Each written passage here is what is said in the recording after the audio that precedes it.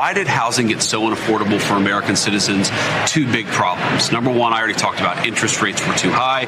Number two, you had way too many people in this country who are competing against American citizens for scarce homes. And that's the illegal immigration problem. Why has housing leveled off over the past 6 months? I really believe the main driver is you've had negative net migration into the United States for the first time in 60 years in this country. You cannot flood the United States of America with 20, 30, 40 million people who have no legal right to be here, have them compete against young American families for homes and not expect the price to skyrocket. It's as simple as supply and demand. You increase the demand, you're going to increase the price, because we want to make it easier to build homes too. Because in the same way that getting illegal aliens out of this country means fewer people competing against young American families, we also want to increase the housing stock in this country by making it easier to build. So we're working on all this stuff, but man, we got to be honest. The system was rigged against Americans, especially young Americans, for a very long time.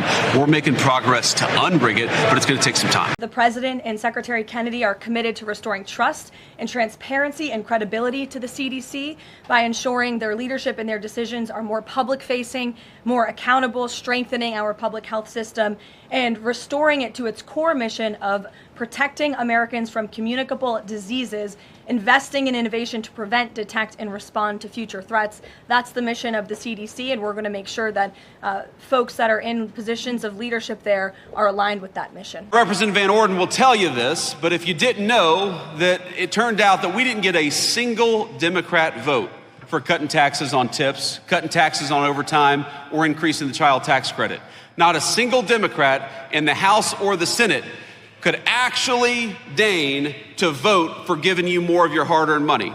And we got to ask ourselves why that is. Because as much as I am proud of what we've accomplished, it would honestly be a little bit easier, wouldn't it, Derek, if the Democrats actually worked with us instead of fighting us every single step of the way. I'm going to tell you exactly what they're going to say. They're going to tell you that this bill, which gives you more of your hard-earned money, that they opposed it, not because they want to raise your taxes, and they do, but because they're worried about your health care. They are so worried about your health care, in fact, that they want to give more and more of your health care to illegal immigrants. And that's exactly why they voted against this bill. I know we have this beautiful high school class back there. And I'll give you, just from a vice president to the high school seniors, I'll give you guys just a little bit of relationship advice from a man who's been happily married for 11 years. Find yourself somebody who loves you as much as national Democrats love giving health care benefits to illegal aliens. That's my advice for you. Because it is, as far as I can tell, do you know that this bill makes tens of billions of dollars in investments in our rural healthcare infrastructure, which was falling apart under the last administration? This legislation guarantees that hardworking Americans are going to have access to their Social Security, Medicare, and Medicaid benefits. What this bill refuses to do, and what Republicans absolutely refuse to do, is to give your hard-earned benefits to people who don't have the legal right to be in this country to begin with. It is very simple.